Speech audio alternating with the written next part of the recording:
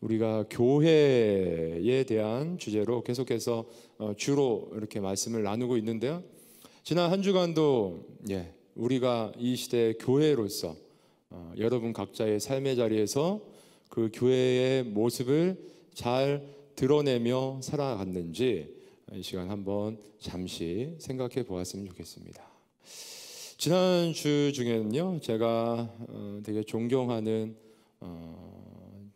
어떤 선교사님께서 한국에 이제 들어오셨어요.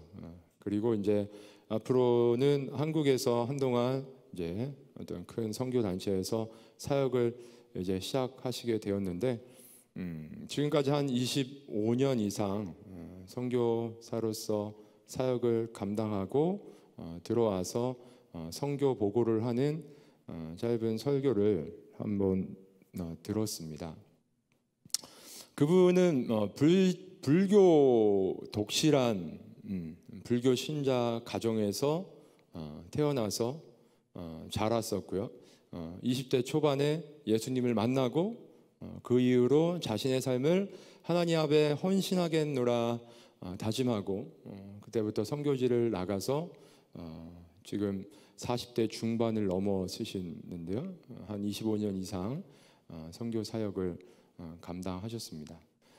그분의 선교 사역을 감당하면서 많은 정말 하나님 앞으로 복음으로 인해서, 오직 복음으로 인해서 주님 앞으로 돌아오는 많은 불신 영혼들을 경험하였고 보았고, 그들을 그곳에서 또한 우리나라 한국 교회가 그렇잖아요. 선교사님이 들어와서 우리 한국 사람들을 리더로 세워서 한국 사람들이 한국 사람을 전도하도록, 보통은 선교사님들이 어떤 나라에 들어가서 주도적으로 그 선교의 사역을 감당하는 그런 역할을 하는 그런 선교적 특징도 있는데, 다행히 우리나라는 선교사님들이 한국인들을 전도해서 세워서 한국 사람이 한국인을 전도하도록, 그 선교사님도 곳에 선교지에 가서 그와 같이 그곳 사람들을 세워서 신학교를 세우고 그들을 훈련해서 그곳의 사람들을 전도하도록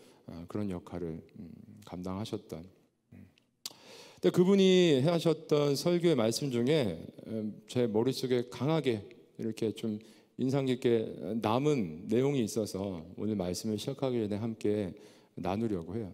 그래서 이야기를 시작했습니다. 여러분, 우리가 예수님을 믿고 구원받은 하나님의 백성으로서, 하나님을 믿는 사람으로서 우리가 이 세상을 살아가고 있고요. 그리고 우리가 주로 정말 하나님에 대해서 내가 알고 있는 하나님, 내가 만난 하나님, 그 하나님을 이야기할 때 우리는 보통 어떤 하나님을 이야기하죠? 사랑의 하나님, 나를 여기까지 인도해 주신 하나님, 나의 삶을 여러 부분들을 만져주시고 나 여기까지 인도하신 하나님.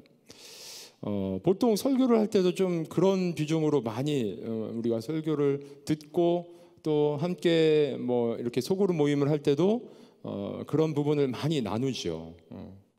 근데 복음의 핵심적인 내용 중에 하나는 하나님께서 이 세상에 인류의 죄 가운데 우리를 그냥 놔두지 않으시고 우리를 그 죄에서 구원해서 하나님의 사랑으로 우리를 구원하셔서 하나님 나라 백성 삼으시는 그 구원의 계획을 가지고 태초에 아담과 하와 때부터 지금까지, 그리고 앞으로도 마지막 예수님께서 다시 오셔서 이 세상을 심판하시는 그날까지, 그렇죠? 하나님의 사랑으로 그 일들을 이루어 가시는데, 우리에게 여러분 마지막으로 하나 남아 있는 것이 무엇입니까? 바로 예수님이 이 세상에 오시면 예수님과 함께 펼쳐질 하나님의 심판대, 그렇죠? 그 심판대 앞에는 누구나 이 땅에 태어났던 모든 사람들은 서게 된다는 것이죠, 여러분. 두 번 우리는 하나님 앞에 심판을 받아요. 어떤 의미에서는 첫 번째 심판은 뭘까요? 우리가 이 땅에서의 삶을 다 마치고 죽는 그 순간, 죄의 삭슨 사망이요, 이 땅의 모든 사람들은 살다가 언젠가 한 번은 죽죠. 지금까지 태어났던 수많은 사람들이 태어났다 죽음을 당하고, 그렇죠, 죄의 심판을 한 번 받았습니다. 근데 그 죄의 심판을 받고 하나님을, 예수님을 믿지 않아서 죽었던 사람들은 자신들의 죄 가운데 영원한 지옥 형벌에 들어가는 것이고, 예수님을 믿고 그 죄가 용서받고 구원받은 사람들은 영원한 하나님 나라를 들어가는 것이에요. 하나님의 진리의 말씀이 우리에게 그렇게 말씀해 주시고 계시고, 근데 그 마지막 예수님께서 다시 오시는 그날, 우리 예수님을 믿었던 사람들은 영원한 하나님 나라에서 우리는 영원토록 하나님과 더불어 그 복을 누리는데, 그때는 흙으로 돌아갔던 우리의 육체가 다시 살아나서 온전한 몸으로 그 영원한 하나님 나라를 누리는데, 누리기 전에 하나님 앞에서 우리가 거쳐가야 될 그 하나, 바로 하나님의 심판이라는 것이죠. 그 심판대 앞에서 우리는 우리가 평생 살면서 지었던 모든 죄를 고백하고, 참 부끄러울 것 같지 않아요? 하나님 앞에서 우리가 태어나서 죽을 때까지 내가 깜빡 잊어버리고 살았던 그 죄의 문제까지도 낱낱이 고백을 해야 되는 그 순간이 우리에게 남아있다는 거예요, 여러분. 근데 그 고백과 함께 우리는 땅땅땅, 너 이런 죄를 지었으니까 죽어 마땅하다. 예수님께서 옆에 계시다가, 아닙니다, 아버지. 제가 저 영혼을 위해서 십자가에 달려 저의 피를 흘렸습니다. 구원을 받는다는 거죠. 여러분, 우리가 이 세상 살아가면서 정말 이 믿음이 있다면, 그렇죠? 내가 죽을 수밖에 없는 죄인인데 하나님의 은혜로 내가 구원을 받았고, 나는 앞으로 그 심판대라는 그 심판대 앞에 서게 될 것인데, 내가 그 심판대 앞에서 죽어서 마땅한데 하나님의 은혜로 구원을 받았어. 우리에게 이 믿음이 있다면, 우리는 날마다 하나님의 말씀 앞에, 그럼 난 어떻게 살아가야 될까? 그 날마다 고민하면서 그 말씀 앞에 살아가야 되지 않을까요?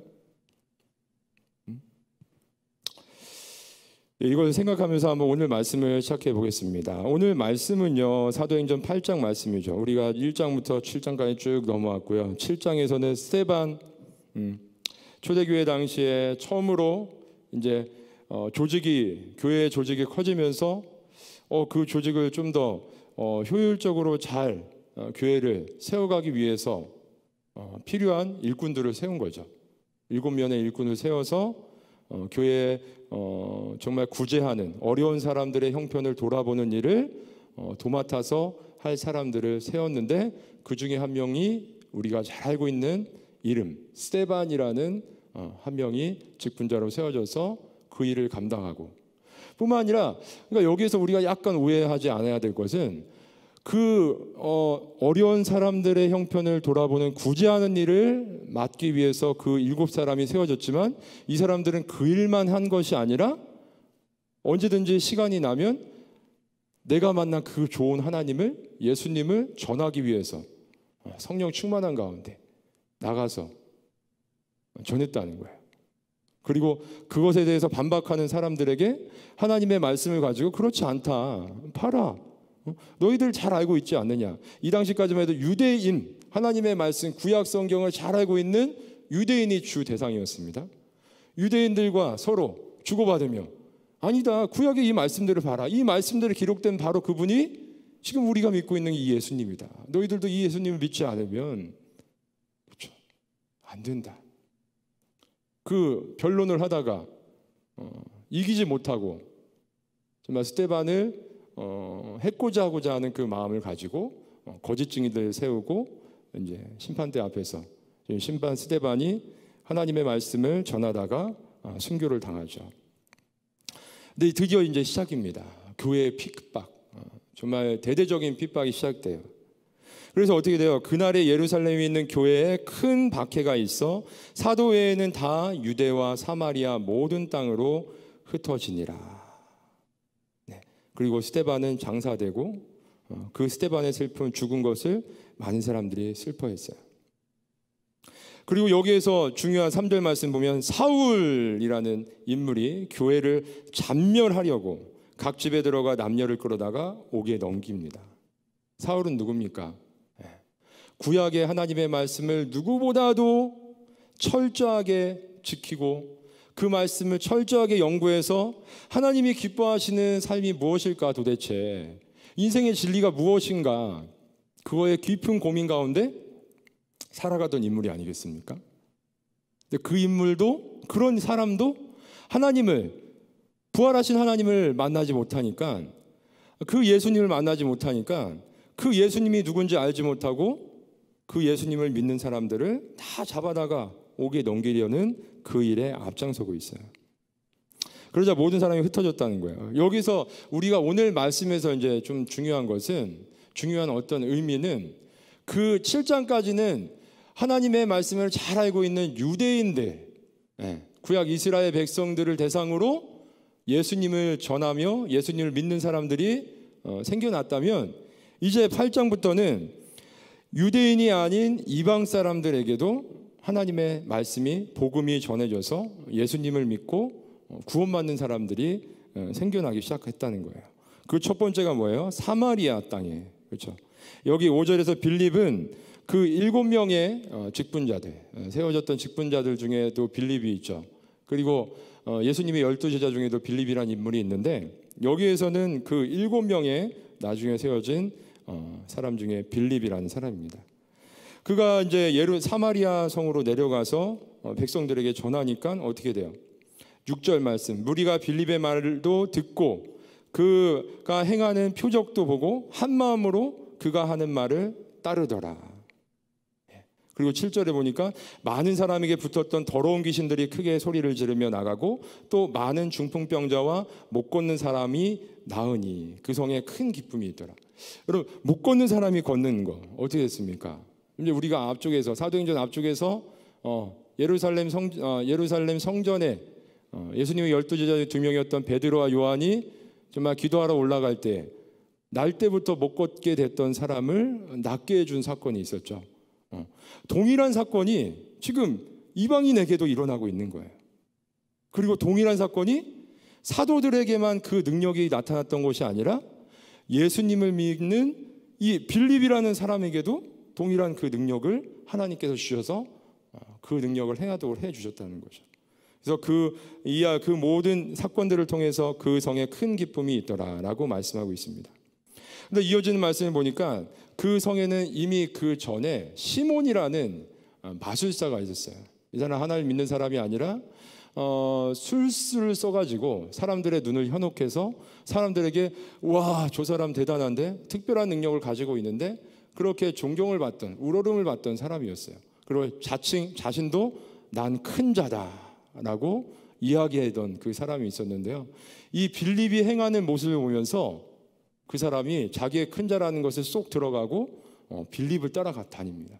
그러면서 자기도 예수님을 믿겠노라고. 어떻게 저렇게 큰 능력을 사람이 나타낼 수 있지? 자기는 가짜였는데.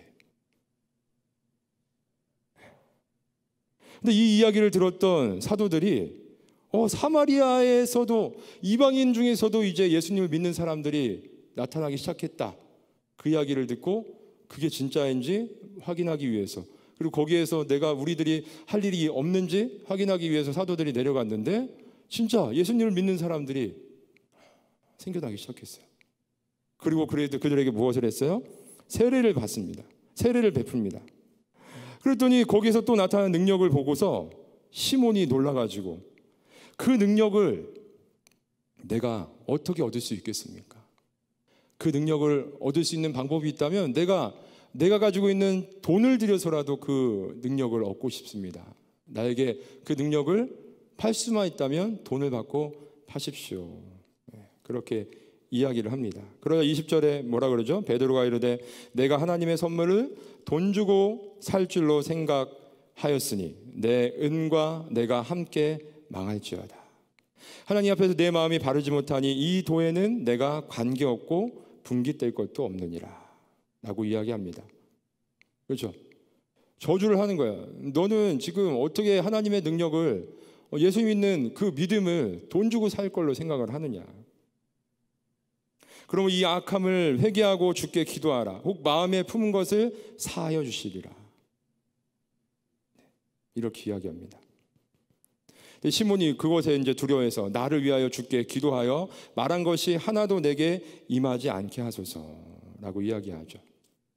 그리고 그 이후에 계속해서 하나님께서 빌립을 통해서 역사를 하시죠. 빌립에게 하나님께서 주의 사자로 이렇게 말씀하셔서 내가 이제 저 광야로 나가서 에디오피아로 돌아가고 있는 에디오피아 내시를 만나라. 거기를 갔더니 진짜 에디오피아 내시가 지나가고 있어요. 근데 그 에디오피아 내시가 하나님의 말씀을 읽는 거예요. 그 말씀이 뭡니까? 32절과 33절 말씀을 보면 그가 도살자에게로 가는 양과 같이 끌려갔고 털 깎는 자 앞에 있는 어린 양같이 조용함 같이 그의 입을 열지 아니하였도다. 그가 굴욕을 당했을 때 공정한 재판도 받지 못하였으니 누가 그의 세대를 말하리요. 그의 생명이 땅에서 빼앗김이로다. 이 말씀은 뭐죠? 이사야서에 기록된 예수님께서 도살장의 양과 같이 인류를 위해서 십자가에 죽임당하신다는 그 사건이 예언된 말씀이죠. 때마침 이 말씀을 읽고 있었어요. 그래가지고 이 빌립이 가서 그 말씀은 이런 말씀이고 바로 이 땅에 그 도살장에 끌려가는 양과 같이 오셔서 우리를 위해 죽으신 분이 바로 예수님이십니다 라는 것을 이야기했더니 그 내시가 그 자리에서 세례를 받고 다시 에디오피아 땅으로 돌아가게 되죠. 여러분, 오늘 우리는 이 8장 말씀을 보면서 복음의 확장성에 대해서 좀 생각해 볼 수 있을 것 같아요. 복음이 지금 맨 처음에는 유대인들, 하나님의 말씀을 잘 알고 있었던 그들에게 믿음이, 복음이 전해져다가 이제 사마리아라는 그 유대인들이 사람 취급을 하지 않았던 사람들이거든요. 사마리아 사람들은. 근데 그들에게 복음이 전해져서 그들까지도 예수님을 믿게 되는 거예요. 사도들이 정말 이 당시에 성령이 충만해서 정말 믿음이 뜨거웠지만 이게 굉장히 놀라운 사실이거든요. 아니, 우리가 사람 취급도 안 하는 저 사람들에게까지 복음이 전해진단 말이야? 그런 거거든요. 그래서 굉장히 놀라는 거죠. 여기서 우리 성서교회 청년부에는 복음의 확장성이 지금 어떻게 일어나고 있는지 한번 생각해 볼 필요가 있습니다. 그렇죠? 여러분은 예수님을 믿고 구원받아서 정말 하나님이 너무 좋아서 이 예배의 자리에 주일날 다른 곳에 가지 아니하고 정말 놀고 싶고 쉬고 싶어도 이 예배 시간을 기억하고 하나님 앞에 나와서 우리가 하나님을 예배하고 있는 거 아닙니까? 나를 구원해 주신, 나를 사랑해 주신. 이와 같은 모습은 초대교회 당시에 예수님을 믿기 시작한 그 초대교회 예루살렘 교회의 모습과 동일하다 할 수 있는 것이죠. 근데 그들의 모습엔 무엇이 나타났어요? 계속해서 하나님 앞에 모여서 하나님을 예배하고 그들이 정말 하나님께서 원하시는 일들을 행할 때에 계속해서 그 주변에 예수 믿는 사람들이 늘어나고 점점 늘어나서 이제는 사마리아에 있는 사람들까지. 우리에게는 이런 모습이 지금 일어나고 있는지. 우리 이 성서교회 청년부 공동체를 생각하기에 앞서서 우리 이번에 수련회 주제가 뭔지 아세요?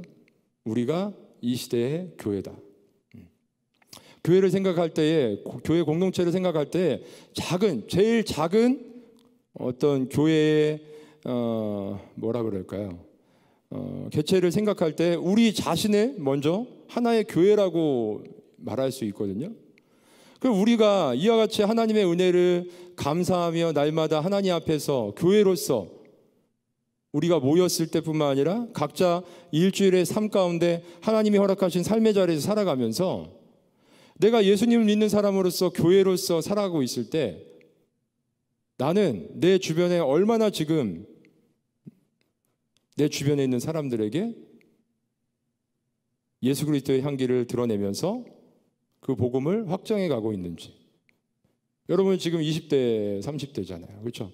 지금까지 어릴 때부터 쭉 신앙 안에서 많은 청년들이 자라온 걸로 알고 있는데 그 많은 시간들 가운데 나는 과연 얼마나 많은 복음의 확장성을 내 주변에 일으키면서 살아가고 있는지. 그리고 이거보다 더 앞서서는 나의 삶의 모습에서 나는 얼마나 내 삶의 여러 분야 중에서 내가 예수님 믿는 사람으로서 변화된 모습으로 변화되어 가고 있는지.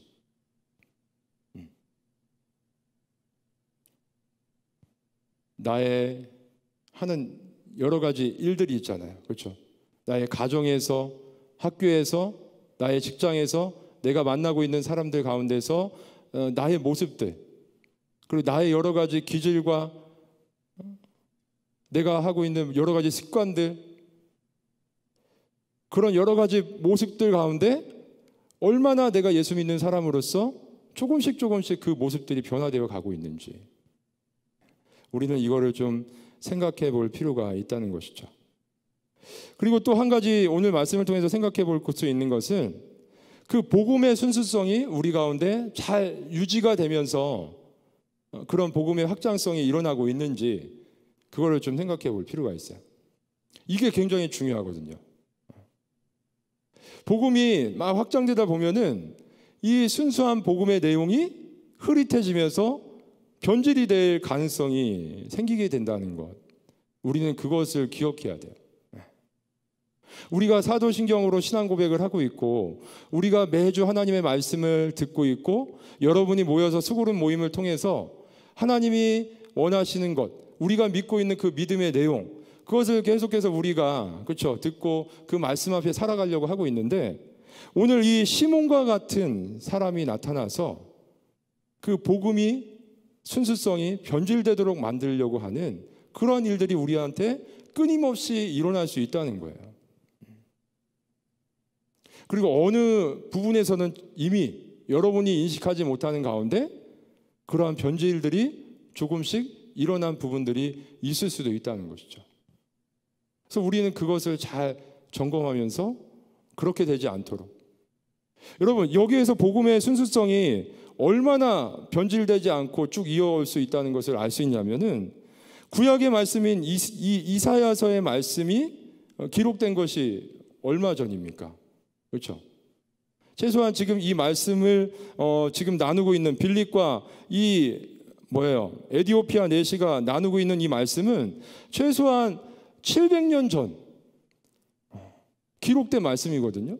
근데 그 말씀이 순수하게 그때까지 이어져 왔고, 오늘날 우리에게까지도 계속 이어져 오는 거예요. 근데 이 복음의 순수성이 만약 변질이 되면 어떻게 되는 거예요? 우리 주변에 수많은 이단의 모습들, 그렇죠? 많은 이단들이 하나님의 말씀을 근거로 자신들도 말하고 있다고 이야기하면서 굉장히 논리적인 것처럼 딱딱딱딱 정리를 해서 사람들에게 와서 우리 성경 공부하자, 이것이 하나님의 말씀이다, 기존의 교회는 이미 그 의미를 다 잃어버렸다, 우리가 진리이다, 이렇게 이야기하고 있지 않습니까? 거기에서 우리가 그것을 잘 분별하기 위해서는 어떻게 해야 돼요? 이 순수성을 잘 지키면서 하나님의 말씀 앞에 살아가야 한다는 것이죠. 그리고 또 한 가지 중요한 것은 성령의 인도하심에 귀를 기울이면서 그 말씀 앞에 순종하는 삶에 우리는 잘 살아가야 된다는 것이죠. 여러분, 여기에서 빌립이 광야로 가는 여정 가운데 어떤 일이 있었어요? 주의 사자가 빌립에게 말하여 이르되, 하나님께서 이 당시에 이제 어쨌든 좀 특별한 방법으로 빌립에게, 야, 잠깐 저 광야로 갈래? 했더니 빌립이 왜 가라고 하시지? 솔직히 몰랐지만 순종해서 가서 에디오피아 내시를 만나고 복음을 전해서 그가 세례를 받고 예수님을 믿지 않았습니까? 우리도 하나님의 말씀, 이 성령의 말씀의 음성에 잘 귀 기울이고 그 음성 앞에 순종함으로 살아가는 우리가 되어야 한다는 것이죠. 그러면 우리도 이렇게 하나님께서 꿈으로나 우리가 기도할 때 어떤 특별한 음성으로 우리에게 말씀해 주시는 것을 귀 기울여서 그 말씀에 이렇게 반응하는 삶을 살아가야 한다, 그것에 초점을 맞춰서 지금 이야기하는 것일까요? 아니죠. 그건 너무나 드문 일이고 특별한 일이에요. 그리고 그러한 어떤 특별한 경험을 한다 했을 때 여러분은 그걸 어떻게, 이게 하나님께서 나에게 들려주신 음성이라는 것을 분별할 수 있겠습니까? 하나님이 들려주는 걸 수도 있고, 그렇죠? 하나님을 대적하는 사탄이 우리를 장난치려고 뭔가 그러한 특별한 어떤 일들을 일으킬 수도 있는 거 아니에요. 그렇죠? 그럼 우리는 그걸 분별해야 되잖아요. 어떻게 분별해요? 좀 전에 이야기했던 복음의 순수성. 우리가 하나님의 말씀의 기본적인 그 믿음의 내용들을 잘 우리가 간직하고 있어야, 하나님의 말씀을 그리고 더 잘 날마다 읽으면서 알고 있어야 그러한 어떠한 현상들이 일어날 때, 아, 이것이 진짜 하나님께서 나에게 말씀해 주시는 것이고 내가 이 말씀에 순종을 해야겠구나, 아, 이거는 아니구나 라는 것을 분별할 수 있겠죠. 여러분, 그거를 아셔야 돼요. 뭔가 내가 특별한 어떤 경험을 했다고 해서 그게 다 하나님으로부터 오는 것이 아니라는 것. 그래서 우리가 잘 그걸 주의를 해야 돼요.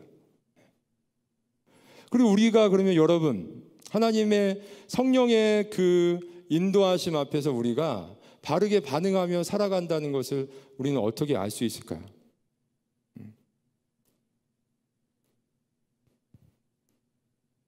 그건 좀 전에 이야기했죠. 그래서 우리는 성령을 우리에게 무엇을 요구하실까?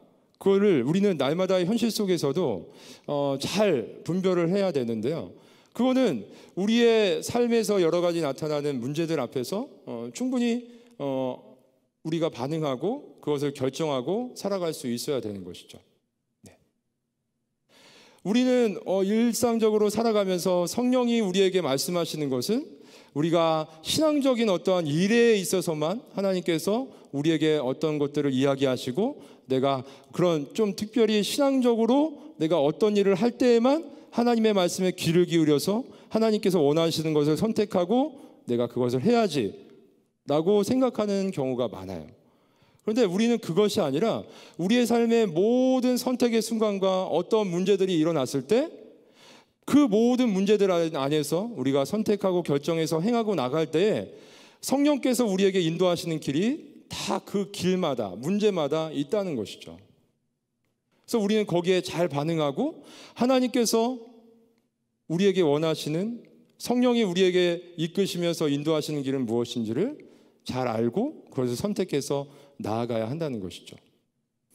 여러분이 지금 여러분의 삶 가운데, 저는 잘 알지 못하지만, 그렇죠, 여러 가지 지금도 문제들 가운데 선택의 순간 앞에서 살아가고 있을 거라 생각이 돼요.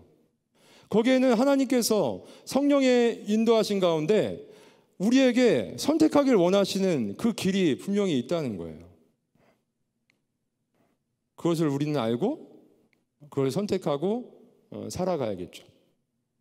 선택의 기준은 하나님의 말씀을 통해서 이것을 하나님이 원하시는 것인지, 그리고 기도를 통해서 우리는 결정하고 나아가는 방법이 있는 것이고요. 여러분, 그렇게 살아갈 수 있는 우리가 되었으면 좋겠습니다. 한 가지 이야기를 하고 좀 마치려고 해요. 여기서 남한산성이 가깝죠. 네. 한 30분이 가나요? 어쨌든 남한산성에서 평생을 김밥을 마시던 할머니가 계셨어요. 90이 넘으신 그 할머니가 작년 말에 청와대에 초청을 받아서 이렇게 만찬을 같이 하는 시간을 보내시면서 자기의 삶의 스토리를 잠시 나누었던 이야기입니다. 그것을 듣고 이제 어떤 분이 이렇게 또 글을 써가지고 올린 것을 제가 본 건데요. 그 할머니는 20살쯤에 결혼을 하셨는데 아이를 못 낳는다는 이유로 이렇게 이혼을 당하셨대요. 근데 그분은 태어나서 10대 때까지도 굉장히 어렵게 힘들게 사셨던 분이에요. 어머니 없이, 그러니까 어머니께서 이분을 낳다가 돌아가셨겠죠. 어머니 없이 태어나서 아버지와 함께 정말 가난하고 어렵게 생활하다가 10대 때부터 장사를 시작했대요.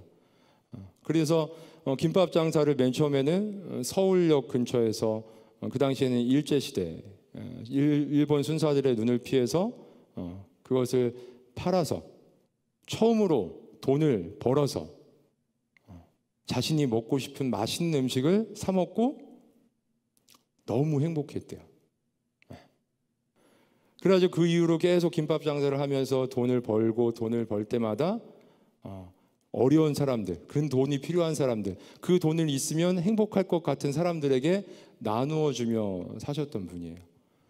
그리고 나이가 들어서는 자신이 평생 모았던 6억이라는 돈을 사회에 기부를 하고, 그리고 그 맨 마지막에는 자신이 살고 있던 방 한 칸짜리 그 보증금 2천만 원까지도 다 빼서 어려운, 그것이 필요한 사람들에게 나누어 주고, 자신이 이제 기부를 해서 세워진 어떤 복지시설에 그냥 한 명의 그 시설에서 살아가는 사람으로 들어가서 남은 여생을 살아가고 계시는 할머니에 대한 이야기를 들었습니다.